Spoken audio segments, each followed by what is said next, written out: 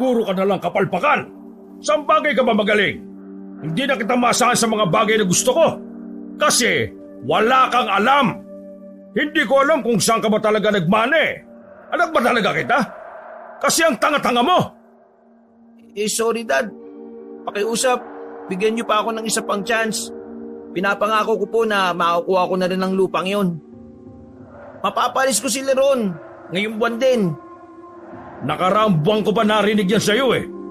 Pero hanggang ngayon, walang nangyayari. Ano ba kasi talaga nagiging problema mo, ha, Warren? Masyado matigas ang matanda eh. Ayaw niyang isuko yung lupa niya kahit na mag-offer na ako ng 5 milyon. Ang sabi niya, hindi raw siya papayag kahit na mamatay pa siya. Kahit pa mamatay siya? Di tuluyan mo! Dad! Tuluyan mo! Kung hindi siya makuha sa pakiusapan, itumba na yan. Napakalaking hadlang na matandang yan sa negosyo natin eh. Marami ng investor ang umatras dahil ang tagal-tagal magsimulang maitayo yung pasugalan na yan. Dad, papatayin yung matanda? Bingi ka ba o mahina lang talaga yung utak mo? Kailangan ko ba bang ulitin, ha? Kung hindi mo kayang gawin, abay lumayas ka na sa harapan ko. Sa iba ko na ipapagawa. Tapos, umalis ka na rin sa mansyon dahil ayaw ko na ng mga walang silbi. Kaya ko. Gagawin ko. Bigyan mo lang ako ng isa pang araw, Dad. Gagawin ko. Pangako, makukuha natin ang lupa na yan. Kahit na sa anong paraan na pwede kong gawin. Siguraduhin mo lang, Warren. Sa oras na madismayan na naman ako sa galaw mo, malilintikan ka na talaga sa akin. Tandaan mo, maiksi lang ang pasensya ko. Mainipin akong tao. Kaya sumunod ka sa binigay na palugit sa'yo. Wala akong pakialam kung anak kita. Kapag nagkamali ka, didispatcha kita. Naintindihan mo ba ako? Yes, Dad. Tumingin sa kanya ang Don na tila ba nang mabaliit. Ngumisi ito sa kanya at saka umalis na rin. Naiwang nakaluhod si Warren sa sahig. Nang lambot siya habang nakayuko na lamang. Hindi niya inakala na pagbibigyan pa siya ng isa pang pagkakataon. Pero hindi niya magawang maging masaya. Dahil alam niya, may buhay na kailangang mawala para magtagumpay siya sa dapat niyang gawin. Lumapit sa kanya ang isa sa mga tauhan ni Don Samuel, si Julian. Ang binatang si Julian lang ang nakakausap ni Warren sa lahat ng tauhan ng kanyang ama. Bukod kasi sa ito ang halos kaedad niya, si Julian lang ang hindi gaanong nakakailang lapitan. Ang iba, seryoso, masungit at mukhang palaging gustong pumatay ng tao. Noon pa man, batid na ni Warren na marami talaga ang kalakaran sa mundong ginagalawan ng kanyang ama. Saksi siya sa kung papaano mangamkam ng yaman si Don Samuel. Sa murang edad niya noon, naintindihan na niya ang taktika ng kanyang ama. Dinadaan ni Don Samuel sa paninindak para makuha nito ang gusto. Sa madaling sabi, yumaman ng Don sa iligal na paraan. Wala rin namang makapigil sa kanya. Dahil sa impluwensya nito, parang hawak din ito sa leeg ang batas. Dahil sa namulat si Warren sa ganoong sistema, hanggang sa makamuwang ay parang naging normal na rin sa binata ang mga hindi kanais-nais na gawain ng ama. Sa katunayan, kahit na ayaw niya, sinusunod niya ang mga utos ni Don Samuel. Kahit nabatid niyang mali yun. Sir Warren, may tumatawag po sa inyo. Iniabot ni Julian ng cellphone kay Warren na nanatili pa rin nakaluhod. Agad din namang sinagot ni Warren ang tawag. Nang marinig ng binata ang boses ng kanyang ina mula sa kabilang linya, pinatay niya agad ang cellphone. Alam kasi ni Warren na wala na namang ibang sasabihin ng nanay kundi ang humingi ng pera. Pal talaga ng muka. Pagkatapos man lalaki noon, lalapit-lapit ngayon sa akin para humingi ng pera. Umiling-iling si Warren nang tumayo na rin yon. Tiningnan nito si Julian na seryosong nakatingin sa malayo. Inayos sandali ni Warren ang kwelyo ng binata at saka tinapik sa balikat. Wala bang pinag-uutos sa'yo si Dad ngayon? Ha? Wala naman, sir. Bakit po? Tara, samahan mo muna ako. Saan, sir? Basta, kahit saan. Pagmaneho mo ko. Tumangulang ang lalaking si Julian. Agad din naman siyang lumabas ng mansyon. Gamit ang kulay itim na sasakyan, umalis sila ng asyenda. Habang nasa biyahe, hindi mapigilan ni Warren na kausapin si Julian. Yun lang naman kasi ang pwede niyang kakwentuhan sa mga nangyayari sa buhay niya. Alam mo, pinigilan na ako ng babaeng nag-aabol sa akin eh. Bakit, sir? Sinabi ko ba naman na baog ako eh. Naniwala naman siya, sir. Oo, kaya yun, lumayo ka agad. Alam mo ba kung bakit? Bakit, sir? Galing din kasi sa mayamang pamilya yun. Ang pakay lang nun magkaanak sa akin. Dahil akala niya baog ako. Ayun, sumibat ka agad ang tanga. Tama lang yun, sir. Pwede ba kapag tayo lang magkasama? Huwag mo na akong tawaging sir. Yes po, ma'am. Nagpapatawa ka ba? Ayaw niyo po ng sir di ma'am na lang. Okay ka rin ha. Palabiro ka ha. Well, gusto ko lang naman kasi ng kaibigan eh. Tingin ko, magiging magkaibigan naman tayo. Kaya gusto ko kapag tayong dalawa lang tawagin mo na lang ako sa pangalan ko. O sa kahit saan mo gusto. Ayos lang sa akin. Yung parang tropa lang ang turing mo sa akin. At saka, magpakita ka naman ng emosyon. Para ka robot kapag kausap kita eh. Sandaling kinabig ni Julian ang manibela at saka sumagot. Sigurado po ba kayo dyan, sir? Bakit? Ayaw mo ba? Hindi naman, sir. Nasanay lang talaga ako kay Don Samuel. Nung ako pa kasi yung assistant niya, talagang hindi ako pwedeng patanga-tanga. Bawal tumawa, kailangan seryoso pa rin kahit na nakikita kong may kulangot siya sa ilong. Nagkaroon ako ng trauma sa kanya eh. Dati kasi nung baguhan ako, nakita niya ako nakangiti. Aba, bigla na lang niya ako sinapak. Tapos sinikmuraan. Doon ko nalaman na bawal palang ngumiti yung mga tauhan niya kapag nasa mansyon. Ako na humingi ng pasensya sa iyo ha. Hindi ko rin alam kung bakit ganun ang ugali niya eh. Kaya nga ako, sobrang napipressure na sa buhay. Siguro kung wala akong nakakausap, abay matagal na ako nagpatiwakal eh. Hindi ko alam kung anong gagawin ko para maging proud siya sa akin. Nagtataka nga ako, sir eh. Bakit ikaw, mabait ka? Yung ama mo hindi. Mas lalo naman yung mama mo. Saan ka kaya nagmana, no? Hindi ko nga rin alam eh. Pero mahalaga na rin lang siguro matino pa rin ako. Ay, siya nga pala. Sama mo ko sa gagawin ko ha. Sigurado ka ba, sir? Kung hindi mo kayang pumatay ng tao, ako na lang ang bahala. Bakit? May pinatay ka na ba? Marami na. Pero karamihan mga kriminal. Ganun ang trabaho ng mga hitman. Ganun ang trabaho ko dati. Kaya pala. Pero ako pa rin ang gagawa. Kung yun lang ang natitirang paraan para maging proud sa akin ng ama ko, gagawin ko yun. Pagkatapos ng sinabi ni Warren ay isang mahabang katahimikan ang naghari. Napatingin na lang si Warren sa labas habang pinagmamasdan ng kanilang dinaraanan. Patungo sila sa isang kilalang kainan sa medyo liblib na lugar. Makalipas lang ang halos 10 minuto ay nakarating na rin sila doon. Hindi naman marami ang mga taong naroon. Kadalasan kasi sa mga kumakain doon ay mga nag-stop over lang para kumain o magpahinga. Pinarada ni Julian ng maayos ang sasakyan sa gilid. Sinukbit nito ang baril sa tagiliran at sinuyod ng tingin ang paligid. Nang masigurong wala namang panganib na nakaamba, ay bumaba na rin si Warren. Medyo malayo ang biyahe natin. Kaya nasisiguro ko na masarap ang pagkain dito. Madalas akong kumain dito pagkatapos ko sa trabaho sa mansyon. Masarap dito, hindi ka magsisisi. Pumwesto na rin sila sa gilid kung saan may bakanting upuan at lamesa. Sandali nilang sinenyasan ng isang tindero at saka dali-dali silang umorder ng specialty roon na dinuguan. Naging masarap naman ang kain ng dalawa. Tamang kwentuhan lang na parang hindi nagkakalayo ang antas ng katayuan nila sa buhay.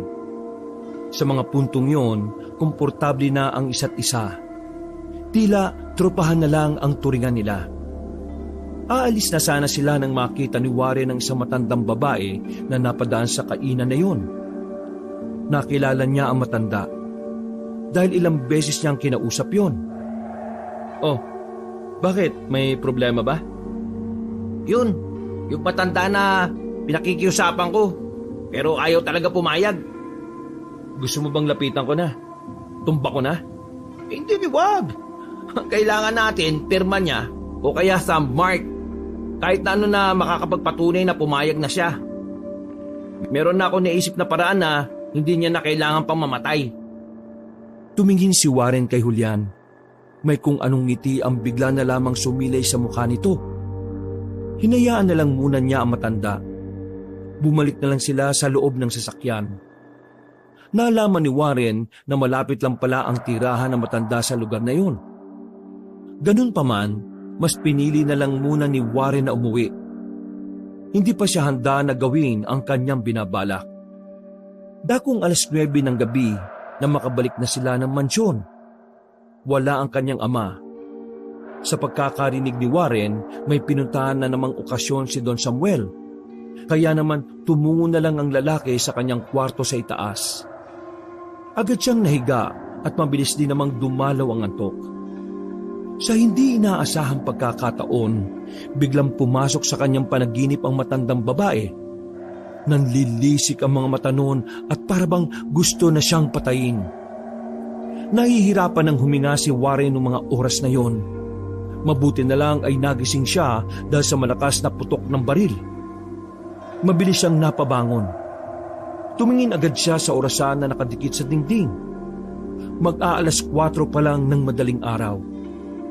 Agad siyang lumabas ng silid dahil sa pagkabahala. Pagdating niya sa sala, nakita niyang nasa bakuran si Don Samuel at ang mga tauhan nito. Sa pagkakataong yon ay wala si Julian. Naglakad ng kaunti si Warren para makita kung sino yung lalaking nakabulagta. Nang makalapit, napagtanto niya na hindi lang pala yung basta tao o mas maiging sabihin na hindi yun isang tao kundi isang halimaw. Duguan yon habang nakatali ang dalawang kamay. Pero ang mas pumukaw ng pansin ni Warren ay ang kakaiba nitong mukha. Tunugin niyo ang aswang na yan! Ayaw kong makakalabas pa ang pangyayaring ito sa iba. Kapag kumalat to, lahat ng nandito ang pagbibintangan ko. Napatingin si Don Samuel kay Warren na nagtataka ang mukha. Maangas na lumapit ang Don sa anak. Huwag mo ko pakitaan ng ganyang mukha. Ayaw kong nawawala ng tiwala sa iyo. Bagyang binangga pa siya ng ama. Nanatili namang nakatayo si Warren sa aswang na nakabulagta sa lapag. Hindi makapaniwala si Warren na sa mga ganoong pagkakataon makakakita siya ng totoong aswang. Naririnig niya lang kasi noon yon sa mga usap-usapan ng mga magsasaka. Hindi siya naniniwala dati, pero dahil sa nasaksihan, nagbago ang kanyang pananaw. Agad na binuhat ng mga tauhan ni Don Samuel ang bangkay ng aswang. Sinubukan pa ni Warren na magtanong kung saan nakuha ang aswang na yon. Pero wala ni isa sa mga tauhan ang sumagot. Mabilis na bumalik si Warren sa loob ng kanyang silid. Kinontak niya agad si Julian para ipaalam ang nangyari. Pero sa kasamaang palad, hindi sumasagot ang lalaki. Ay nako, kainis. Nasaan kaya yung isang yun? Hindi mapakali ang lalaki sa loob ng kwarto. Pabalik-balik ang ginawa niyang lakad. Masyadong nilamon ng aswang ang utak niya. Hindi siya matatahimik hanggat hindi niya nalalaman kung paanong nakahuli ng aswang si Don Samuel. Sa kakaisip, hindi na makabalik pa sa pagtulog si Warren. Inabot na siya ng liwanag. Maaga siyang bumaba para alamin kung naroon na ba si Julian. Pero wala pa rin. Tinanong niya sa ibang tauhan. Pero maging ang mga yon ay di rin alam kung nasaan ang binata. Nasaan na yung gagong yun? Lintik na yan. Kailangan ko siya mamaya sa lakad ko eh. Sumapit ang tanghali, sa wakas ay sumagot na rin sa tawag niya si Julian. Oh, nasan ka ba? Kanina madaling araw pa ako naghihintay sa iyo eh. Nandito ako sa ubasan. Kasama ko yung mga magsasaka. Pumunta ka na lang dito. Nagmamadaling nagbihis si Warren. Gamit ang motorsiklo na nasa gilid ng garahe, tinungo niya ang ubasan. Malayo pa lang, tanaw na ni Warren ang kumpulan ng mga magsasaka. Nakita niya rin na naroon si Julian. Oh, anong nangyari dito? Hinawi ni Warren ang mga magsasaka. Pagtingin niya sa lapag, may isang lalaki ring nakabulagta. Katulad ng nakita niya sa kanilang bakuran, ganun din ang mukha nito.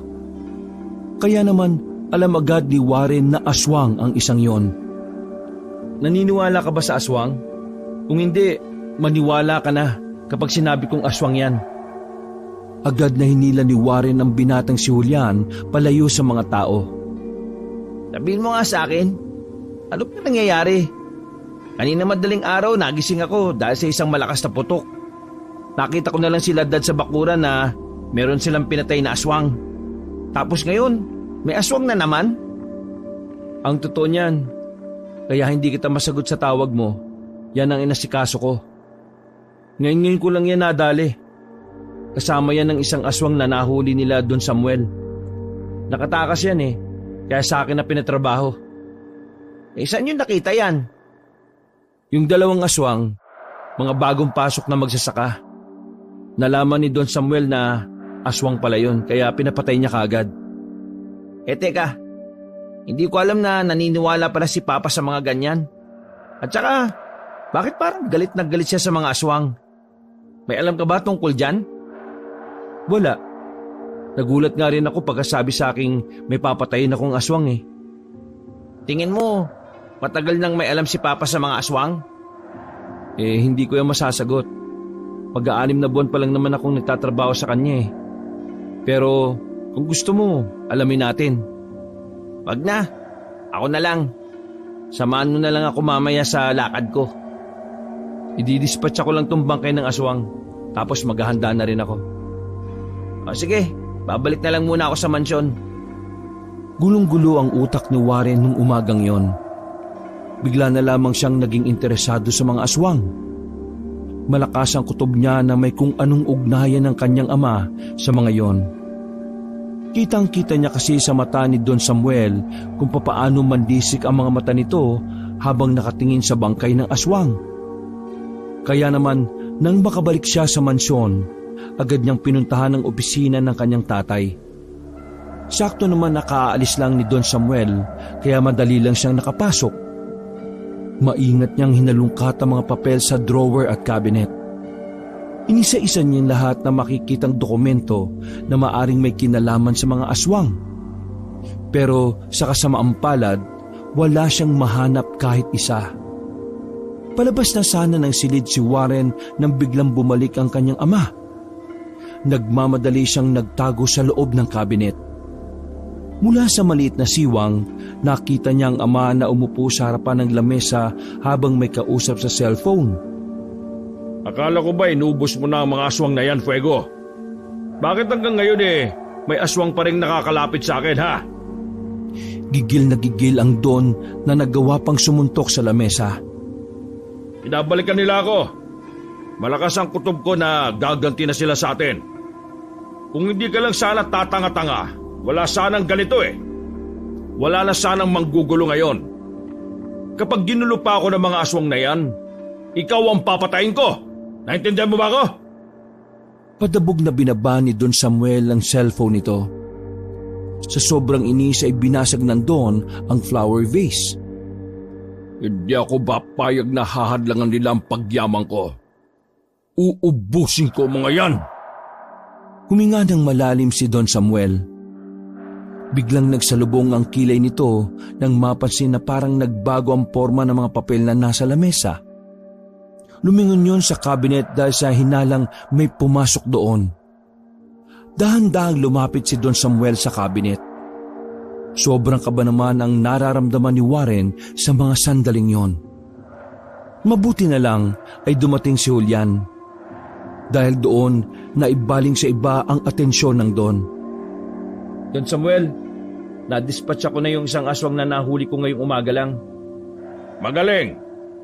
Kapag may mga kahina-hinala sa mga tao sa asyenda, patay mo kagad ha. Huwag mo nang hintayin na magpalit pa ng anyo. Opo, masusunod po, Don Samuel. Sabay na lumabas ang dalawa ng opisina. Nakahinga naman ng maluwag si Warren nang makaalis na rin siya ng kabinet. Nagmamadali siyang lumabas roon bago pa siya makita ng kanyang ama. Habol ang hininga niyang nakabalik sa sariling silid. Sa puntong yon, nasisiguro na niya na meron na talagang ginagawa ang kanyang ama sa mga aswang. Bagay na nagtulak sa kanya para alamin kung ano ang nangyari sa nakaraan. Mabilis na lumipas ang mga oras at sumapit na rin ang kinagabihan. Yun na ang tinakdang oras para gawin ni Warren ang pinag-uutos ng ama. Pansamantala na muna niyang isinantabi ang tungkol sa aswang. Kailangan niya mag-focus sa lakad nila.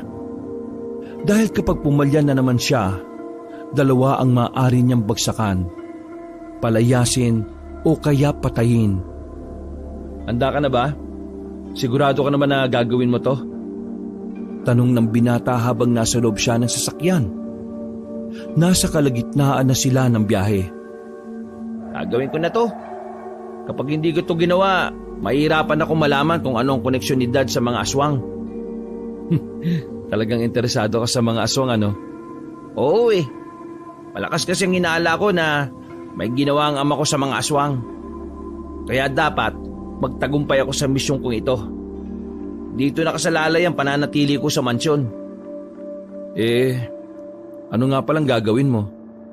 Hindi mo pa sinasabi sa akin yung naisip mong paraan kung paano mapapapayag yung matanda. Kung ayaw niyang pumirma, thumb mark, ayos na. Daliri lang niya ang kailangan, hindi na siya. Paano mo naman gagawin yan? Pinakita saglit ni Warren ng isang botelya na may kasamang pang-inject. Kailangan lang natin siyang mapatulog. Mas maganda nga yan kaysa patayin. Maya-maya, narating na rin nila ang lugar kung saan naroon ang lupain na kanilang kakamkamin. Ipinarada ni Julian ang kotse sa gilid ng kalsada. Dala ang papel, nilakad nila ang daan papasok sa lugar na matanda. Manda ka, Julian. Matanda lang ang pupuntahan natin. Hindi ko kailangan kabahan. Hindi ko alam pero nababahala ako eh. Nang matanong na nila ang bahay na matanda, huminga na lang ng malalim si Warren. Nilakasan na lamang niya ang loob para magawa niya yon. Naglakad sila papasok sa bakuran ng matanda. Hindi pa man siya nakakalapit sa pintuan ng bahay, nagbukas na yon. Bumungad ang matandang puti na ang buhok. Kagaya nung unang makita ito ni Warren, nagtataka pa rin siya kung bakit parang ang lakas-lakas pa ng matanda. Samantalang ayon sa impormasyon na nakalap nila tungkol sa matanda, nasa 80 anyos na yun. Ngunit si Warren ay kaswal na nagpakilala sa matanda. Ngumiti si Warren at kaswal na nagpakilala sa matanda. Magandang gabi po sa inyo. Nandito po ulit ako sa pagbabakasakaling. Ilang beses ka bang sasabihin sa inyo na hindi ako papayag sa gusto ninyo? Hindi ko ibibigay ang lupang ito kahit na magpatayan pa tayo. Lola, minaon po kayo. Pwede natin pag-usapan ng mga bagay-bagay. Kahit kailan talaga. Masahol pa sa halimaw ang Don Samuel na yan. Lahat gagawin niya para lang mas lalo siyang yumaman. Pero hindi ako papayag. Sisiguruhin ko na ako ang magiging tinik sa mga pinaplano niya. Sino pong Don Samuel? Huwag ka nang magkaila. Akala mo ba hindi ko alam na anak ka ng taong yon? Napagtanto ni Warren na kaya pala ayaw na ayaw pumayag na matanda sa kanya dahil mukhang may atraso din ang ama niya rito. Darating din ang araw na... Hindi na naituloy na matanda ang sasabihin nito nang mabilis na nagpunta si Julian sa likuran nito. Nilagay ni Julian na magkabilang kamay ng matanda sa likod. Bilisan mo na! Anong gagawin niyo sa akin? Pasensya ka na Lola, pero kailangan ko na talagang gawin to. Kinuha ni Warren ang pang-inject, saka dali-daling tinurok yon sa leeg na matanda. Wala pang 15 segundo, agad itong nawala ng malay. Binuot ni Julian ang matanda papasok ng bahay. Inihiga nila yon sa papag at saka inilabas ang mga papeles. Ay, salamat naman. Akin ang daliri niyan. Isa-isa nilang nilagyan ng thumb mark na matanda ang mga dapat ay pirma ang naroon. Ilang sandali lang ay natapos na rin nila yon. Nakahinga ng maluwag si Warren. Dahil ang akala niya, nagtagumpay na sila sa kanilang ginawa. Pasensya na po talaga Lola, pero kailangan ko makasalba eh. At itong lupain mo lang ang makakatulong sa akin. Julian, tara na. Mamayang madaling araw pagising na matandang yan. Sana lang huwag siyang magulat kapag pumunta na rito si Dad. Sigurado ka bang ayos na yan? Oo, ayaw pumirme di thumb mark na lang. Palabas na sana ng bahay ang dalawa nang biglang bumangon na matanda. Kinagulat nila yon lalo na nang makita nila ang namumulang mata nito. Oh, akala ko ba madaling araw pa gising yan? Pegi yata ay nabili kong pampatulog eh. Lumabas ng bahay ang dalawa nang tumayo na ang matanda. Nanlilisik ang mga mata nitong nagsalita. Nagbabayaran niya ang ginawa ninyo. Wala kayong pinagkaiba sa amo ninyo. Unti-unting nagbago ang anyo na matanda. Mas lalong kumulubot ang mukha nito. Nagkaroon din ito ng mahabang pangil at mahabang mga kuko. Dumami ang buhok nito sa mukha, maging sa mga braso din. Lintik! Aswang to, Warren! Takbo! Dinukot agad ni Julian ang dalang baril at saka tumakbo na rin sila paalis ni Warren. Nakita pa nilang lumundag ang matanda papunta sa puno ng kay Mito. Pagkatapos, bumaba yun sa dadaanan nila. Ano ba talagang ginawa ni Dad sa mga aswang? Bakit galit sa kanya? Hindi mo alam. Wala kang alam sa kademonyohan ng tatay mo. Pwes, mukhang hindi mo na talaga malalaman. Dahil ngayon pa lang, mamamatay ka na! Pinaputukan ni Julian ang aswang na matanda. Mabilis yung nakailag. Gumapang yung paakyat naman sa puno ng nyog. Takbo! Bilis! Pinapaputukan ni Julian ang aswang habang patungo sila sa pinagparadahan ng sasakyan. Nang malapit na sila roon, bigla na lamang lumitaw ang matanda sa gilid. Nagawa nitong dakmain si Julian. Tinamaan ng binata sa balikat. Napaiga si Julian sa lupa habang nasa ibabaw nito ang matanda. Mauna ka na! Hindi kita iiwan! Mauna ka na! Huwag kang tanga! Wala tayong mapapala kung hindi mo madadala mga papeles kay Don Samuel! Pilit na sinasalag ni Julian ang bawat kalmot na matanda. Wala itong magawa dahil nabitiwan nito ang baril nang kalmutin siya sa kamay ng aswang. Hindi kayo magtatagumpay sa binabalak ninyo! Kumuha si Warren ng malaking bato sa gilid. Pinukol niya yon sa ulo ng matanda. Dahil doon, nakaramdam ng hilo ang aswang at nagawang itulak palayo si Julian. Bilis! Bilis! Nagmamadali silang makapasok ng sasakyan. Si Warren na ang nagkusang nagmaneho dahil sugatan ng kamay ni Julian. Bago sila umalis, nakita lang nila ang matandang nakatayo. Hindi na sila nito hinabol, pero nagbigay ito ng babala sa kanila. Nalalapit na ang pagiganti naming mga aswang!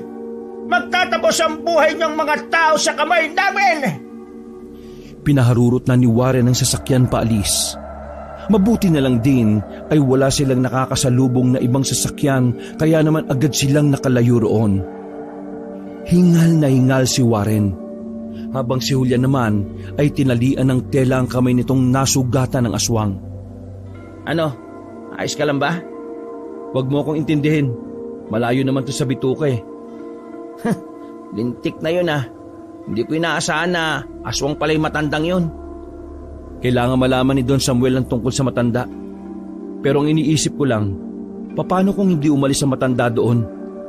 Mas okay sana kung pinatay na lang din natin habang natutulog eh. Sigurado ako na aalis na matandang yon. matatakot yon dahil sa dami ng tauhan ni Dad. Kung sakali mang hindi siya umalis, mamamatay lang siya eh. Kilala mo naman ang dad ko, di ba? Bumuntong hininga na lamang si Julian, habang si Warren naman ay itinoon na lamang ang atensyon sa kanyang pagmamaneho. Makalipas lang ang ilang minuto, nakauwi na rin sila sa mansyon. Saktong-sakto naman na naroon ang kanyang ama. Mukhang good mood habang nagbabasa ng dyaryo. Huminga ng malalim si Warren bago tuluyang pumasok ng mansyon. Hawak-hawak niya ang papeles at taas noo pang lumapit sa ama. Dad, okay na. Nagawa ko na yung pinagagawa nyo. Binitiwan ng Don ang hawak na dyaryo. Sandali pa itong napatingin kay Julian na halata ang sugat sa kamay. Diba sabi ko naman sa inyo, Dad, makukuha natin ang lupang yon. Oh, eto mga papeles. Kinuha ni Don Samuel ang papeles. Huminga ito ng malalim. Nagulat na lamang si Warren nang isampal sa kanya ng ama ang mga papel na yon. Ginagago mo ba ako, ha? Bakit, Dad? Anong problema? Ginawa ko naman ang gusto mo ah. Makukuha na natin ang lupain na matanda. Paano mo makukuha ang lupa na yon kung puro thumb mark ang nandyan? Nag-iisip ka ba? Pirma ang kailangan ko, hindi thumb mark. Kailan pa naging valid ang thumb mark? Warren, ha? Kailan pa? Ay nako, kahit kailan talaga napakawalang kwenta mong anak. Sinampal pa ni Don Samuel ng malakas ang binatang si Warren. Mahilo-hilo itong napaatras. Matutumba sana ito pero nasa lusya ni Julian. Nagawa mong makunan ng thumb mark ang matanda pero hindi mo napapirma? Ginagawa mo ba akong siraulo, ha Warren? Ang lakas ng loob mong humarap sa akin ang nakangiti kahit palpak na naman ang ginawa mo. Biglang inagaw ni Don Samuel ang baril ng isa sa mga tao nito.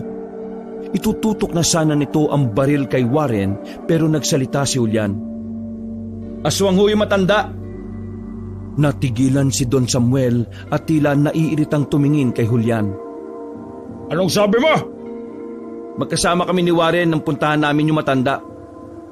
Maayos lang ang pag-uusap namin nun. Malapit na namin siyang mapapayag. Pero nang makita niya ang pangalan niyo sa papel, bigla na lang siya nagalit. Nagpalit siya ng anyo sa mismong harapan namin. Sa sobrang gulat namin, hindi ako nakapaghanda. Matake kaagad yung matanda. Naisalag ko yung kamay ko kaya ako nagkaroon ng ganito. Nang makalabas kami ng bahay niya, nagpaputok ako sa kanya. Pero hindi ko maintindihan kung bakit parang hindi siya tinatablan ng bala eh. Kaya naman, kinuha ko na lang yung itak sa ibabaw ng drum. Pag-atake niya uli, tinaga ko siya. Naputol yung daliri niya dahil doon. Wala na kaming choice ni Sir Warren. Kinuha na lang namin ang daliri sa pag-aakala na pwede magamit yung para makuha na yung lupa na matanda. Pero Don Samuel, maniwala ka.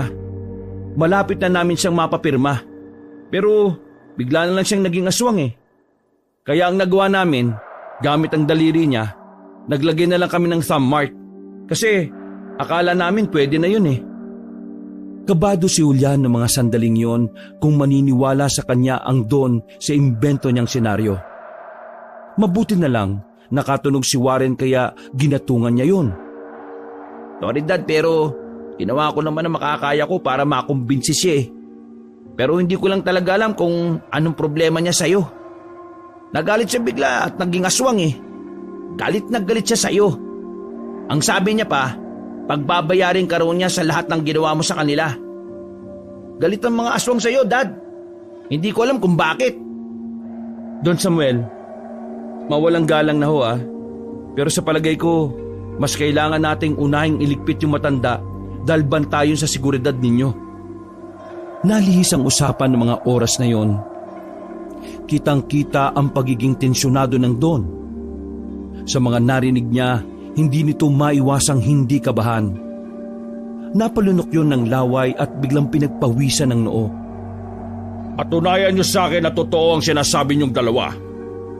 Dad, mapapatunayan lang namin na totoo nangyari kapag binalikan natin ngayon ang matanda sa bahay niya. Ang tanging katibayan lang namin sa harapan ninyo ngayon ay ang sugat na tinamo ni Julian. Sige, ihanda niyo ang sasakyan. Hindi ko palilipasin ng gabing ito na hindi napapaslang ang matandang yon. Hindi malaman ni Warren nung oras na yon kung bakit parang pagdating sa aswang, natataranta ang kanyang ama. Kung tutuusin, hindi naman mabilis maniwala sa kwento ang kanyang ama. Pero dahil aswang ang usapan, hindi yun nagdalawang isip na pakinggan sila. Naiwan sandali si Warren na tulyan sa sala. Iiling-iling namang tumayo si Warren mula sa pagkakasampal ng ama. Maraming salamat Ang galing mong gumawa ng kwento. Hindi ko rin alam ang gagawin ko kanina eh. Buti na lang nakapag-isip kagad ako ng palusot. Buti na lang kamo naniwala kaagad si Dad. Malakas talagang hinala ko na meron siyang ginawa sa mga aswang kaya gano'n ang reaksyon niya eh.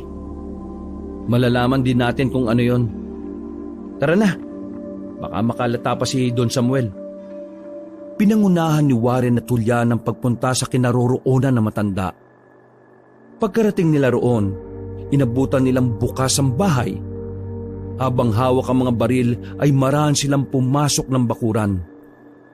Nilibot nila ang paligid. Pinasok nila ang bahay pero hindi na nila nakita pa ang aswang. Ganun pa man, ilang mga kagamitan ang nakita nila roon na nagpapatunay na hindi nga tao ang matanda. Nabasa nila sa kulay itim na libro ang tungkol sa mga aswang.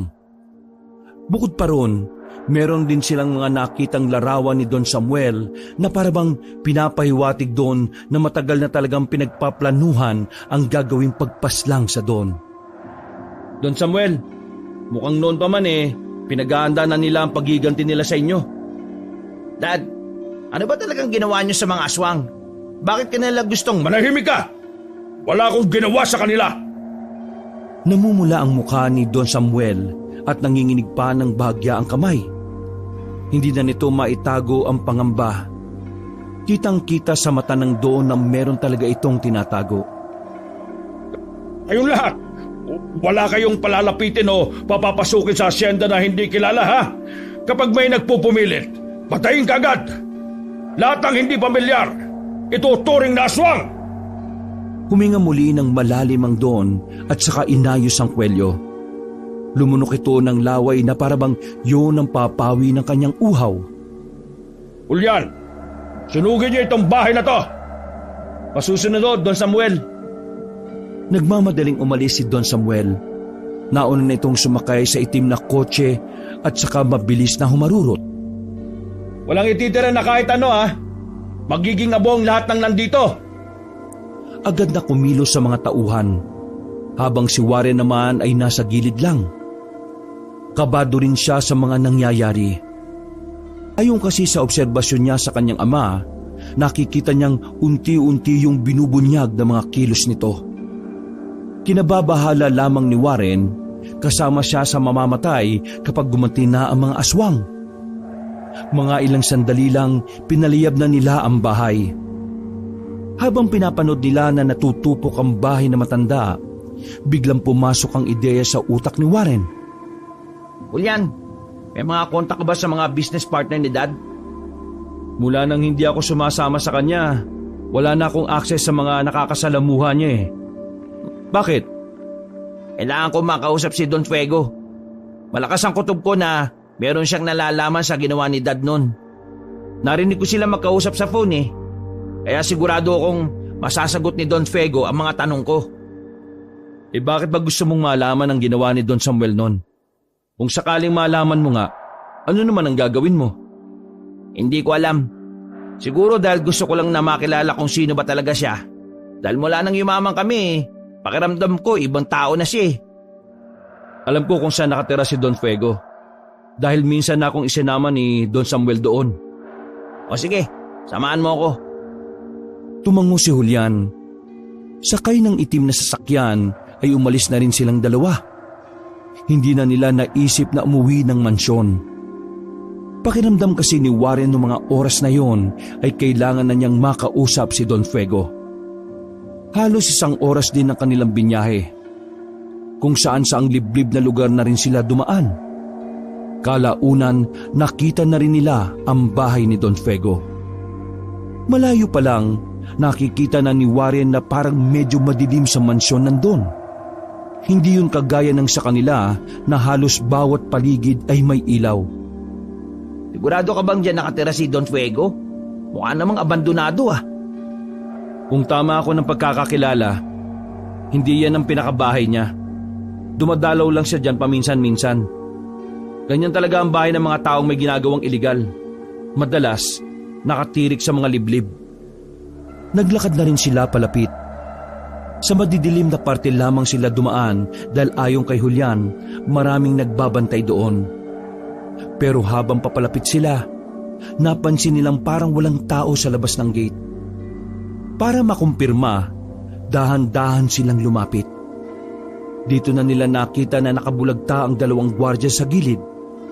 Nagkalat ang dugo sa sahig. Halos sumiwalay na ang ulo sa leeg nito. Putya naman oh. Kadiri! Warren, hindi taong pumatay nito. Aswang! Si Don Fuego! Nagmamadali silang pumasok sa loob. Lahat ng taong nadadaanan nila ay puro patay na rin. Damay pati ang mga kasambahay na nakabulagta rin sa sala. Umakyat sila sa taas para hanapin ang silid ni Don Fuego. Inisa-isa nila ang silid, pero hindi nila yon nakita. Kaya naman sinubukan nilang pumunta sa mga silid na nasa ibaba. Pagpasok nila sa silid ng mga kasambahay, nakita nila roon si Don Fuego. Takot na nakasiksik sa ilalim ng kama. Don Fuego, ako ito si Warren, anak ni Don Samuel. Kasama ko si Julian. Nagmamadaling lumabas ang Don. Halos maiyak-iyak na ito at hindi makapagsalita.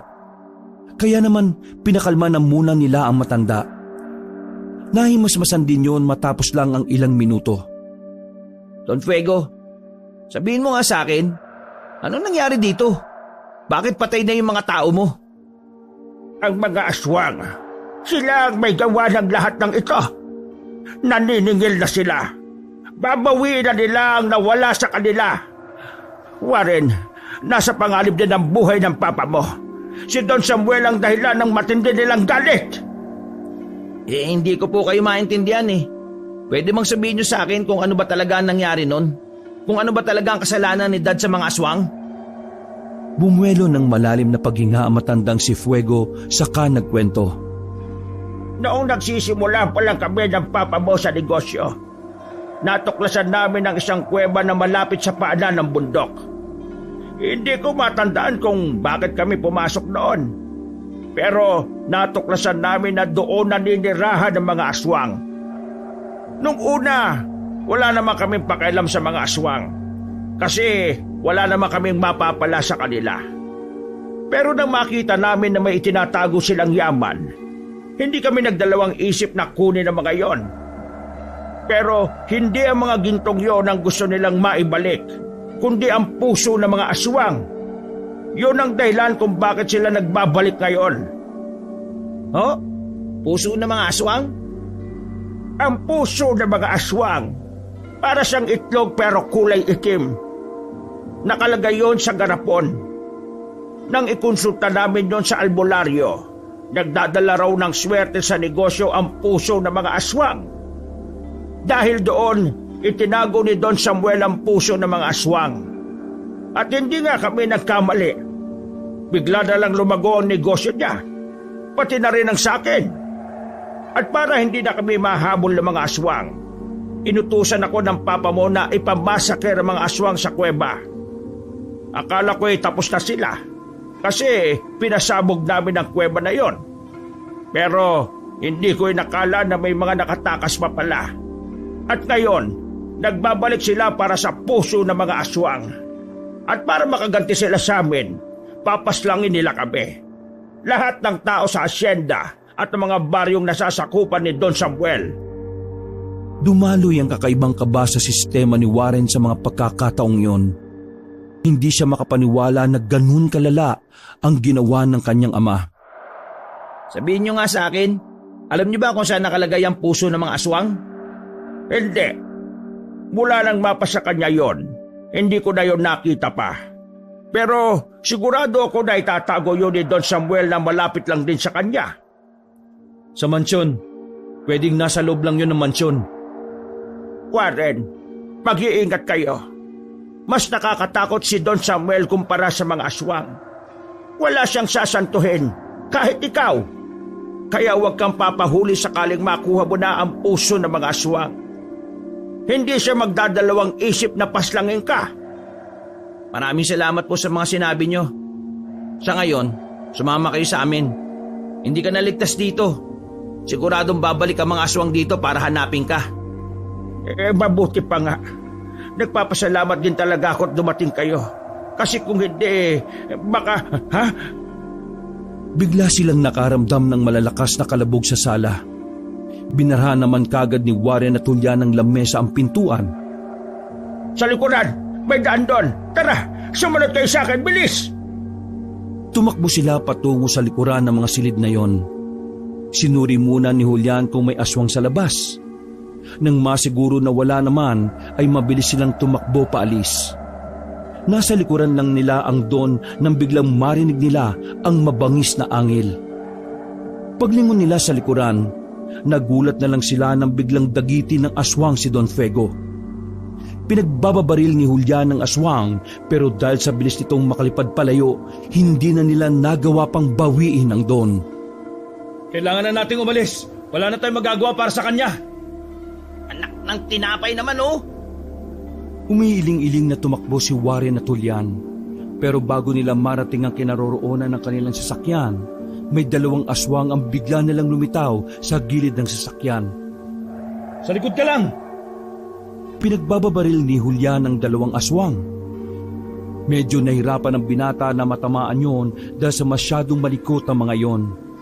Pero dahil talagang biyasa si Julian sa mga ganong sitwasyon, hindi niya yon tinigilan. Sobrang focus ang ginawa ni Julian para lang matamaan ng isang aswang. Pagbulagta ng isa, gumapang naman palapit sa kanila ang isa pa. Nahila si Warren papunta sa ilalim ng sasakyan. Uy! Tulong! Huwag kang gumalaw! Baka tamaan ka! Baliw ka ba? Anong huwag gagalaw? Hinihila ako! Tumakbo si Julian patungo sa kabilang parte ng sasakyan. Doon niya binaril sa likod ang aswang kaya nabitiwan na rin ito ang binata. Magaling ka pala talaga ha? Tara na! Kailangan na natin makalis dito. Baka dumating pa ang ibang aswang. Wala nang sinayang na pagkakataon si Warren at Julian. Agad silang sumakay sa kotse at mabilis na pinaandar. Hindi pa sila nakakalayo, natanaw na ni Warren sa likuran na may iba pang aswang ang lumitaw sa mansyon ni Don Fuego. Sakto alis natin. Mukhang isusunod na nila si Don Samuel. Kailangan na natin siyang maabisuhan ngayon. Pero kailangan natin makuha ang puso ng mga aswang. Yun lang ang paraan para tumigil na sila. Sige, mamanmanan ko si Don Samuel sa mansyon para malaman ko kung saan sa mansyon niya pupunta ng puso ng mga aswang. Sobrang kabado ni Warren sa mga oras na yon. Pero sa kabilang banda, nakakaramdam din siya ng awa para kay Don Fuego. Pinagdarasal na lamang niya na sana magkaroon ng himala para makaligtas ang Don. Hindi malaman ni Warren kung papaano sisimulang kausapin ang kanyang ama tungkol sa puso ng mga aswang. Pagdating niya ng mansyon, nakita niyang may hawak na baril si Don Samuel habang umiinom ng alak.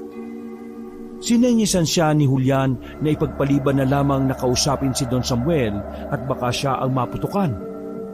Saan kayo galing? At bakit ngayon lang kayo? Kasi Dad, May nakasalubong kaming aswang sa daan, Don Samuel. Sinubukan namin silang iligaw para hindi sila makarating dito. Nagkaroon lang po ng konting problema pero hindi na sila sumunod pa. Warren, ikaw ang magkasikaso ng pagbubungkal sa lupang yun na matanda. Kukunin natin yon total. Wala na rin naman tao doon. Hindi ba kailangan muna nating huliin yung matandang aswang? O bakit? Naduduwag ka ba? Natatakot ka ba sa mga aswang na yan? Hindi naman. Anong hindi? Kitang-kita sa mukha mo, oh. Takot ka! Takot na takot!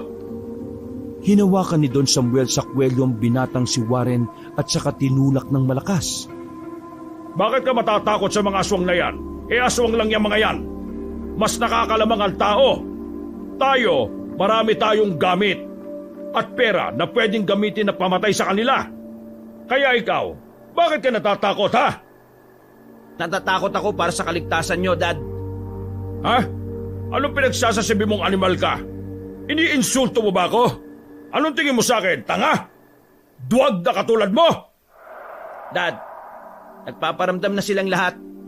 Nangyayari ang lahat ng ito dahil gusto nilang gumanti sa'yo. At Sir Warren, hayaan na muna natin si Don Samuel na magpahinga.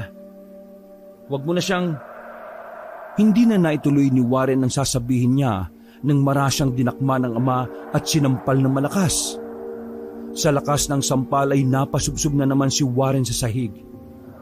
Paghihigante! Kung makapagsalita ka parang may alam ka sa mga nangyayari, ha? Dad, ano ba kasi talagang nangyari noon? At bakit galit na galit sa iyo mga aswang? Anong karapatan mo na tanungin ako ng ganyan, ha? Ano? Pinagsisisipa ni Don Samuel ang anak hanggang sa mapadapa na ito sa sahig. Habang si Julian naman napapangiwi na lamang sa gilid. Gustuhin man itong umawat pero hindi niya yun pwedeng gawin. Mapapahamak din siya kapag pinigilan niya ang Don sa galit nito. Dad, lulusob na sila dito. Lahat ng nasa asyenda, lahat ng baryo na nasasakupan nyo ay mapapahamak. Kaya kung ano man ang kinuha nyo sa kanila, ibalik nyo na lang. Lalong nang galaiti si Don Samuel noong mga sandaling yun. Nanlilisik ang mga mata nitong muling dinakma ang anak na si Warren. Pinagsasasapak nito ang binata sa muka. Mabuti na lang ay tumunog ang cellphone ng Don kaya ito huminto. Julian, alisin mo nga yan sa harapan ko at baka mapatay ko pa yan. Dinampot ni Don Samuel ang cellphone at saka lumabas ng mansyon. Nilapitan ni Julian ng duguan si Warren. Inalalayan niya itong makatayo at inakay na lang paakyat sa silid nito. Putok ang labi ni Warren. Namamagari ng kilay nito dahil sa ilang beses na tinanggap na suntok. Ikaw naman kasi, sinabi ko na kasi sa iyo na wag na muna natin babanggitin ang bagay na yun kay Don Samuel. Nasaktan ka tuloy. O yan, kailangan na nating malaman kung saan nilagay ni Dad yun. Kung hindi, maraming mapapahamak. Madadami yung mga taong wala nang kinalaman sa ginawa ng tatay ko. Kagaya nga ng sinabi ko sa iyo, hindi yan magiging madali. Kung ang puso ng mga aswang ang nagdadala ng swerte para kay Don Samuel, siguradong hindi niya yung basta-basta itatago sa kung saan lang. Kaya ang magandang gawin natin ngayon, kumalma muna. Sundin mo yung pinapasikaso niya sa iyo at saka tayo bubuelo kung anong susunod na gagawin. Huminga na lang ng malalim si Warren habang pinupunasan ng dugo sa kanyang pisngi. Kinabukasan ng umaga, kahit na masakit-sakit pa ang muka, ay maagang umalis si Warren para asikasuhin ang lupang nakamkam nila galing sa matandang aswang. Naipahanda ang mga tao, mga truck at ilang equipment para sa pagbubungkal. Kasama pa rin ni Warren si Julian sa mga oras na yun. Tila ang lalaki na rin ang kanyang naging kanang kamay. Dahil ito lang din naman ang mapagkakatiwalaan niya sa mga tauhan ni Don Samuel. Nang makarating sila sa lugar, agad na sinimula ng mga tauhan nila ang pagbabaklas. Hanggang si Warren naman ay nagsusupervise lamang sa mga gumagawa. Maghapong pagbubungkal ang ginawa nila. Pagsapit ng alas 5, medyo malalim na rin ang kanilang nahukay. Hindi ko alam kung anong klaseng pasugalan ba ang gagawin nila rito. Bakit pa kailangan magukay? Napailing na lamang si Warren habang nakaupo sa katawan ng puno. Kakagat na ang kadiliman nang biglang tumigil ang mga tauhan nila sa pagbubungkal. Nagtaka si Warren kung ano ang pinagkakaguluhan ng mga yon. Lumapit si Warren at Julian. Pagtingin nila sa malalim na hukay, nakita nilang may tunnel doon. Pansamantalang pinatigil ni Warren ang mga gumagawa. Nag-utos siya ng 4 na tao para bumaba roon at alamin kung anong meron sa tunnel na yon. Pero alas 7 na ng gabi ay hindi pa rin nakakabalik ang 4 na tauhan. Isang oras na halos, wala pa rin yung mga taong yun ha. Pababain na kaya natin? Wag, hindi natin alam kung anong nasa ibaba niyan. Diyos ko naman, panibagong problema na naman to eh. Natigil ang pag-uusap ng dalawa na makabalik na ang isang tauhan nila. Pero nagulat sila nang makita ang itsura nito. Duguan ng lalaki, laylay na balat sa kalahating muka. Nagkanda punit-punit na rin ang suot nito. Nagdulot ng pagkataranta sa lahat nang makita ang lagay ng lalaki. Oh, anong nangyari sa'yo? Boss! Aswang, boss! Aswang! Hindi na naituloy ng lalaki ang kanyang sasabihin nang bumagsak na ito sa lupa. Bubuhatin pa sana ni Warren ang lalaki para ipasok sa van, pero nakaramdam sila na parang may mga nagtatakbuhan. Nang maramdaman ni Julian na nanggagaling yun mula sa tunnel na nahukay nila, sinigawan na ni Julian ang mga kasama nila. Kunin niyo ang mga baril ninyo! Nagsialisan sila sa hinuhukay nila. Pabilis na pumwesto ang mga tao sa likuran ng mga sasakyan na truck. Ilang sandali lang, nakita na nilang may mga naglabasang aswang sa tunnel. Ngayon na! Niratrat nila ng bala mga aswang na naroon. Karamihan sa mga yon ay direktang sinalo ang mga bala na pinaulan nila. Wala pang 5 minuto, bumulagta na ang mga yon. Sandaling namayani ang katahimikan. Buong akala nila ay nanalo na sila sa laban. Ang hindi nila alam, nagsisimula pa lang pala ang lahat. Marahang naglakad ang mga tauhan palapit sa hukay. Nagulat na lamang sila nang isa-isa silang hinila pa ilalim. Muling nagpaputok sila Warren, pero sa mga sandaling yon, nagulat sila nang may mga aswang na ring nagsilabasan mula sa ibang parte ng lugar. Puta yata ng aswang ang ilalim ng lugar na ito eh. Buwisit talaga oh. Marami ang aswang.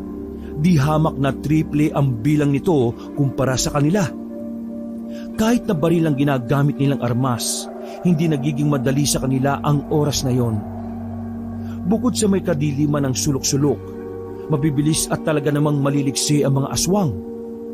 Yun ang bagay na naging kahinaan nila. Atras! Atras! Wala silang nagawa kundi ang umatras na lang muna. Habang tumatagal kasi, dumadami ang nasa paligid nila. Mabibilis silang nagsakayan sa mga sasakyan. Ang isang van na kanilang dala ay hindi na nakaandar dahil nadali ang magmamaneho, habang ang iba naman humarurot na paalis. Kahit na mabilis ang kanilang pagpapatakbo, may iba pa rin talaga na nagagawang makasunod sa kanila.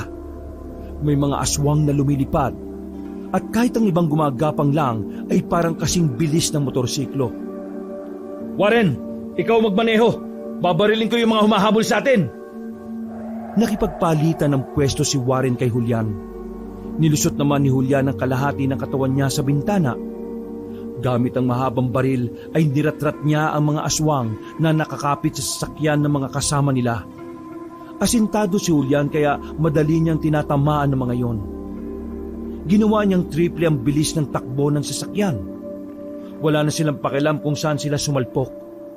Parang mas gugustoy na nilang maaksidente kaysa malapa ng mga salot na nilalang. Makalipas ang halos 10 minuto, tuluyan na nilang naiwanan ng mga aswang. Nakahinga na rin ng maluwag si Warren. Pero ang iniisip niya sa mga oras na yon ay kung papaano na naman sasabihin kay Don Samuel ang nangyari. Sugatan ng mga tauhan nila nang makapasok na sila ng asyenda.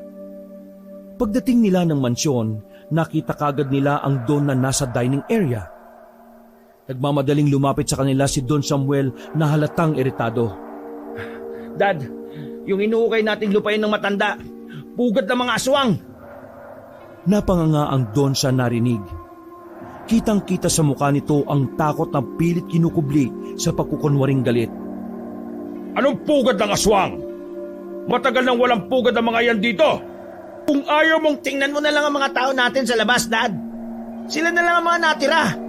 Lahat yan sugatan. Kung tatanungin mo sila, uulitin lang nila ang sinabi ko. Huwag nyo nang itanggi na talagang buhay na buhay pa ang mga uri nila. Dad, ang kailangan natin ngayon, gumawa ng paraan kung paanong hindi makakarating ang mga aswang dito. Hindi nagsalita ang Don. Napansin lang ni Warren na humigpit ang pagkakahawak ng Don sa baso ng alak. Samantala, Palagay ni Warren ay yun na ang tamang pagkakataon para itanong sa ama kung nasaan ang puso ng mga aswang. Hindi na siya magsasayang pa ng oras dahil habang lumalala ang sitwasyon, mas lalong nagiging malinaw kay Warren ang mga susunod na kapahamakan na pwedeng mangyari. Dad, ibalik nyo na lang ang kinuha nyo sa mga aswang para wala nang mapahamak na iba. Madadamay ang mga sibilyan eh. Ang mga magsasaka natin, ang mga residente sa baryong itinayo ninyo. Dad, nakikiusap ako bago pa mangyari ang kinatatakutan nating lahat. Ibalik nyo na po ang puso ng mga aswang. Agad na napatingin ng masama ang Don kay Warren nang marinig ang mga salitang yon. Otomatikong nag-init ang ulo ni Don Samuel. Saan mo nalaman ang tungkol dyan, ha? Saan? Kay Don Fuego. Pero wala na si Don Fuego. Kinuha siya ng mga aswang. Kaya nasisiguro ko na kayo na Hindi nila pwedeng mabawi ang puso ng mga aswang. Matagal ko nang iniingatan yon, kaya hindi ako papayag na mawala yun sa akin. Wala akong pakialam kung magkamatayan man. Ayaw kong mawala ang mga yaman ko, kaya kahit ikamatay ko, ilalaban ko yon. Dad, yaman pa rin ba nasa isip nyo? Kahit alam nyong maraming mapapahamak na inosente? Hindi mo ba iniisip yung mga batang nasa baryo? Yung mga matatanda na kahit may mga sakit gusto pa rin mabuhay? Yung mga magsasaka na nagtatrabaho sa inyo para lang mas lalo kayong yumaman? Hindi nyo ba sila inaalala? Anong pakialam ko sa kanila? Ang mahalaga lang sa akin ay huwag mawala ang mga pinaghirapan ko. Bahala sila sa buhay nila. Kung ganon, wala ka rin pakialam sa akin? Wala rin akong pakialam sa iyo. Dahil kahit na kailan, wala ka namang magandang naidulot sa buhay ko. Napakawalang puso mo. Napakamakasarili mo, Dad. Wala kang malasakit sa mga taong tumutulong sa'yo. Kahit na ano pa ang sabihin mo, hindi ko ibibigay ang puso ng mga aswang. Yun lang ang epektibong pampaswerte sa buhay ko. Kaya manigas ka dyan! Biglang kinuha ni Warren ang baril ni Julian. Buong tapang niya itong itinutok sa kanyang ama. Kung wala ka ng pakialam sa akin, wala na rin akong pakialam sa'yo. Ibigay mo ang kailangan ko. Kasi kung hindi ako magdadalawang isip na. Na ano? Iputok sa akin yan? Hindi mo nga napatay yung matanda tapos ako pa na ama mo ang papatayin mo? Warren, mahina ka. Duwag ka. Bata ka pa lang. Alam ko nang mahina ang loob mo. Kaya hindi mo ako matatakot na... Nanlaki ang mata ng Don nang biglang iputok ni Warren ang baril sa paanan ni Don Samuel. Napatras pa ang kanyang ama dahil sa takot. Hindi nito inakala na kakayanin ni Warren na iputok yon sa harapan niya. Dad, ibigay niyo sa akin ang puso ng mga aswang para wala na tayong problema. Warren, makinig ka. Kapag binalik mo sa kanila ang puso ng mga aswang, wala pa rin namang magbabago. Mag-aasik pa rin sila ng lagim dito. Mananakit at papatay pa rin sila ng mga tao dahil minasakit niyo sila noon? Yun lang ang paraan na alam ko noon para hindi na sila sumunod. Kung hindi niyo naman sila pinagnakawan at pinatay, wala naman sanang ganito Pero may oras pa para itama ang lahat. Ibalik natin sa kanila ang kailangan nila. Baka sakaling magbago pang isip nila. Tunay ngang mangmangka sa maraming bagay. Wala kang alam sa mga aswang. Nagpaputok ulit si Warren sa paanan ng kanyang ama. Napatalon pa yun ng dahil sa pagkataranta. Amili ka. Ibibigay mo sa akin ngayon ang puso ng mga aswang o tutuluyan na kita ngayon. Mamili ka! Nagdadalawang isip pa si Don Samuel nung una. Pero kalaunan napuno na rin si Warren sa kanya. Hindi na napigilan ng binata na barilin ng ama sa paa. Natumba yon sa sahig. Nilapitan yon ni Warren at tinutukan niya ito. Gulat na gulat ang mga tauhan na naroon. Walang nagawa ang mga yon. Para bang gusto na lang din nilang mamatay ang Don. Wala kasi ni isa sa mga tauhan ang gustong tumulong. Napagtanto rin siguro ng mga yon na tama ang gustong mangyari ni Warren. Ano, Dad? Ituturo mo na ba sa akin kung nasaan ang puso ng mga aswang o mauuna ka na sa impyerno? Buisit ka. Rico, tarantado ka talaga. Ano? Sabihin mo na, kundi puputok ko na to sa ulo mo. Oo na, oo na. Buisit! Kinalma ni Warren ang kanyang sarili. Si Don Samuel naman ay pinilit na makaupo sa sofa habang dumudugo pa rin ang paa. Ipapagumot ko muna yung sugat mo. Pagkatapos, saka tayo mag-usap. Siguruhin mo lang na ituturo mo na talaga sa akin, Dad, ha? Kasi kung hindi, sinasabi ko talaga sa'yo, hindi ako magdadalawang isip na patayin ka. Lalo na't para ito sa mga nakakarami. Kahit yung mga tauhan mo, hindi ka nakakampihan yan. Dahil wala ka rin naman ang pakialam sa buhay nila eh. Inasikaso ng mga tauhan nila ang Don. Makalipas lang ang ilang oras ay pinuntahan na nila si Don Samuel sa opisina nito. Bahagya pa itong dumadaing sa sugat nito sa paa. Nataranta na naman si Don Samuel nang biglang tutukan ulit ni Warren ng baril ang ama. Oo, umalma ka nga. Ituturo na nga eh. Kung makaas na to parang kung sinong matapang eh. Ika-ikang tumayo ang Don. Humarap ito sa cabinet sa mismong pinagtataguan noon ni Warren. Inalis nito ang mga damit na naroon. Nakita nila na meron palang sikretong pinto roon. Nagkatinginan si Warren at Julian. Magkahalong kaba at pagkasabik naman ang nararamdaman ni Warren sa mga sandaling yon. Sinundan nila si Don Samuel sa pintong yon. Naglakad lang sila sandali at kalaunan ay nakarating na rin sila sa isang silid na walang kagamit-gamit sa loob. Ang tanging naroon lamang ay ang tila kulay itim na itlog na nasa loob ng kwadradong salamin. O yan na, ibaba mo na yung baril na yan. Sigurado ka bang ito talaga yon? Eh matigas pala talagang bumbunan mo eh. Yan na nga yun. Naniniguro lang ako, Dad. Wala na akong tiwala sa'yo eh. Binuksan na ni Julian ang kwadradong salamin at kinuha ang itim na itlog sa loob. Hinawakan din yon ni Warren. Napansin niya na may katigasan din pala yon. Hindi kagaya ng itlog na madaling mabasag. Kayo, ihanda na ninyo ang mga tao natin. Babalik tayo sa lungga nila para ibigay ito. Sigurado ka ba sa iniisip mo? Pwede naman kasi natin silang pagpapapatayin. Manahimik ka nga. Takot ka nga sa kanila eh. Di mo nga sila kayang harapin eh. Ang gusto mo lang gawin ay takasan ang ginawa mo. Julian, tara na. Iniwan nila sa silid na yun ang matandang si Don Samuel. Nang makalabas na sila sa mansyon, isang balita ang natanggap nila mula sa isang magsasaka. Bakit? Nagkakagulo na po sa baryo. May mga aswang po. Mga kasama, dalhin nyo ang mga gamit natin. Agad na kumilos sa mga tauhan nila. Samantalang si Julian at Warren naman ay kumuha na rin ng mahahabang baril at inilagay sa loob ng sasakyan. Nung mga pagkakataong yun ay nakatunga nga lang si Don Samuel sa kanila. Hindi rin ito alam ang gagawin. Mabilis nilang pinaandar ang sasakyan at nagtungo sa Baryo 1. Naabutan nilang nagtatakbuhan ng mga tao roon. May nakita pa silang wala ng buhay na lalaki na nakasabit sa bakuran. Una niyong iligtas sa mga bata, matatanda at buntis. Dali!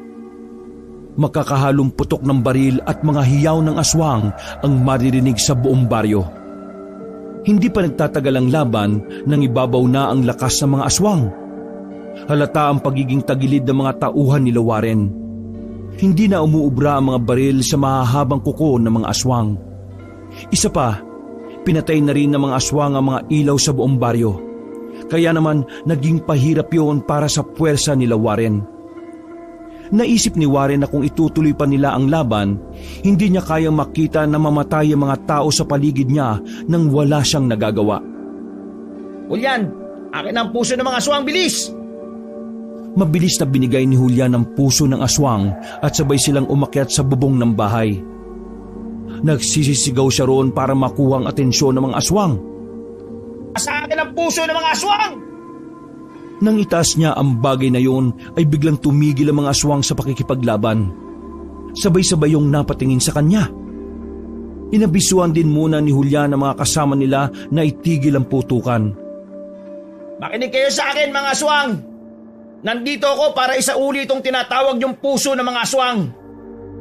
Pero nakikiusap ako sa inyo. Itigil nyo na ang gulo at titigilan na rin namin kayo. Ibabalik ko ito sa inyo basta umalis na kayo at huwag na manggugulo pa. Tila may dumaang anghel ng mga oras na yon. Tumahimik ang lahat.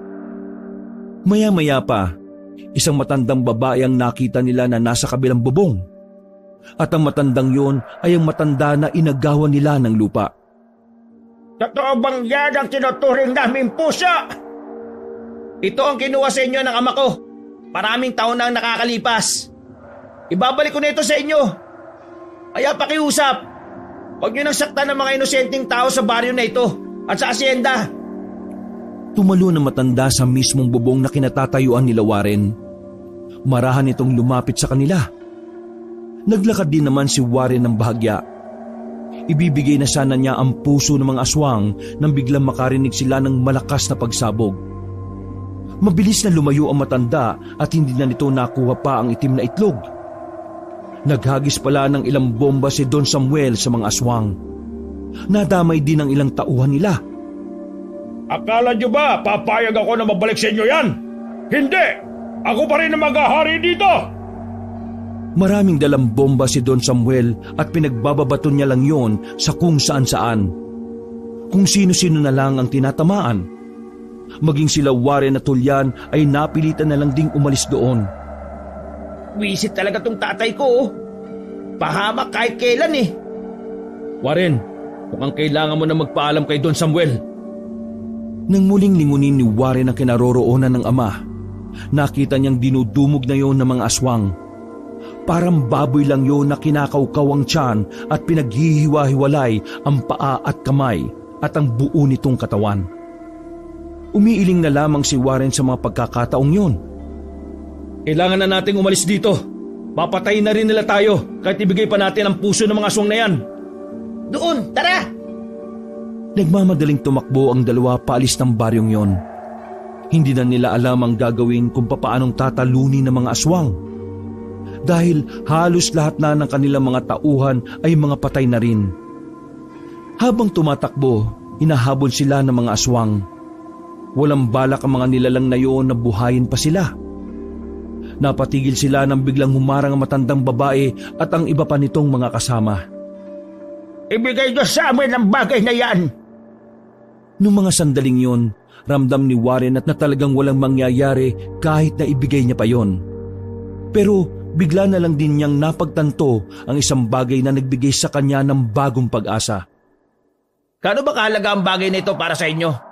Itong puso ng mga aswang. Ibig ba nitong sabihin, dito nakasalalay ang buhay niyong lahat? Nakita ni Warren ang kakaibang pangamba sa mukha na matanda. Doon niya napatunayan na malaki talaga ang papel ng tinatawag nilang puso. Kung ibibigay mo sa akin yan, hindi na kami babalik pa rito. Kaya sige na, ibigay mo na sa akin yan. Walang kasiguruhan kung tuluyan nga kayong aalis dito. Kaya naman, pasensya na kayo Para sa kapakanan ng mga tao, hindi ko ito ibibigay sa inyo. Wag! Hindi na nagdalawang isip si Warren. Malakas siyang ipinukol sa simento ang kulay bilog na itim. Nabasag kagad yun. Nanlaki naman ng mga mata ng aswang dahil sa ginawa niya. Ilang sandali lang, napahawak na lamang ang mga aswang sa kanilang leeg na parang nabubulunan. Hindi nagtagal ay bumagsak ang lahat ng aswang sa semento at nangisay pa ang karamihan. Tama nga ang naisip ko. Para bang nabunutan ng tinik si Warren sa mga oras na yon. Isang malaking ginhawa para sa kanya na napigilan niya ang kaguluhang dulot ng mga aswang. Matapos nilang matalo ang mga aswang, inunang puntahan ni Warren ang mga sibilyan na nasugatan, pati na rin ang mga tauhan nila na humihinga pa. Julian, pumunta ka sa mansyon. Baka may natitira pa tayong tao ron. Kailangan natin ng kasama dito. Nagmamadaling umalis ang binatang si Julian. Ilang sandali lang naman ay nakabalik na rin ito. Pilit nilang inasikaso ang mga nasugatan. Pinadala nila sa ospital ang karamihan, habang ang mga nasawi naman nilang kasamahan ay sinalansan nila ng maayos sa mga bangkay. Hindi maiwasan ni Warren ang mapaluha na lamang sa lahat ng nangyari. Kung hindi lang sana naging sakim ang kanyang ama, hindi sana hahantong ang madugong gulo na yon. Dahil wala na si Don Samuel, Si Warren na ang humawak ng lahat ng naiwan ng Don. Siya na ang nagpatakbo ng asyenda. Siya na rin ang kinilalang pinuno ng bawat baryo. Habang si Julia naman ay naging kanang kamay niya. Hindi gaya ni Don Samuel, makatao kung makitungo si Warren sa lahat ng mga nasasakupan niya. Dahil pinangako niya sa kanyang sarili na hinding-hindi niya tutularan ang ginawang kasakiman ng kanyang ama. Mas nanaisin niya pang maghirap kaysa magnakaw. Isang bangungot ang karanasan na yon para kay Warren. Pero tinuring niya ring biyaya yon dahil sa mga aral na nakuha niya na hanggang ngayon ay palagi niyang daladala. Wakas,